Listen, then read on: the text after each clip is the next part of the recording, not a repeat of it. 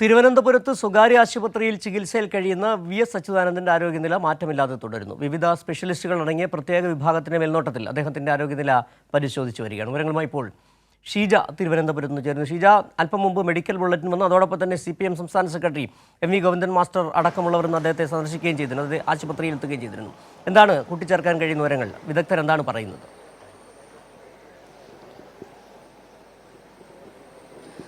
സിജു, ഏതായാലും വി.എസ്. അച്യുതാനന്ദന്റെ ആരോഗ്യസ്ഥിതി സംബന്ധിച്ച് ഉച്ചയ്ക്ക് ഒരൽപ്പം മോശമാകുന്ന ഒരു സാഹചര്യത്തിലേക്ക് പോയിരുന്നു. പക്ഷേ അതിനുശേഷം നേരിയ പുരോഗതി അതിൽ ഉണ്ടായിട്ടുണ്ട് എന്നുള്ള കാര്യമാണ് ഇപ്പോൾ ആശുപത്രിയിൽ എത്തി സ്ഥിതിഗതികൾ വിലയിരുത്തിയതിനു ശേഷം CPIM-ന്റെ സംസ്ഥാന സെക്രട്ടറി M.V. ഗോവിന്ദൻ മാസ്റ്റർ വ്യക്തമാക്കിയിരിക്കുന്നത്. നേരത്തെ തന്നെ നമുക്കറിയാം 4 വകുപ്പുകളിലെ സ്പെഷ്യലിസ്റ്റ് ഡോക്ടർമാരുടെ സംഘമാണ് നിലവിൽ വി.എസിന്റെ ചികിത്സ സംബന്ധിച്ചുള്ള കാര്യങ്ങൾ ഏകോപിപ്പിച്ച് മുന്നോട്ട് കൊണ്ടുപോകുന്നത്. കഴിഞ്ഞ ദിവസം രാത്രിയോട് കൂടിയാണ് 72 മണിക്കൂർ നീണ്ടു നിൽക്കുന്ന ഡയാലിസിസ് വി.എസിന് പൂർത്തിയാക്കിയത്. അതേ തുടർന്ന് കണ്ടീഷൻ നിലവിലെ സ്ഥിതിഗതികൾ ആ രീതിയിൽ തന്നെ തുടരുന്ന ഒരു പശ്ചാത്തലം കൂടിയായിരുന്നു. അതിനിടയിലാണ് ചെറിയ തോതിൽ ആരോഗ്യസ്ഥിതി മോശമാകുന്ന ഒരു ഘട്ടത്തിലേക്ക് എത്തിയത്. പക്ഷേ ഇപ്പോൾ നേരിയ പുരോഗതി ആരോഗ്യസ്ഥിതിയിൽ ഉണ്ട് എന്നുള്ളത് തന്നെയാണ് ഇപ്പോൾ ഇവിടെ ആശുപത്രി അധികൃതർ അറിയിച്ചിട്ടുള്ളത്.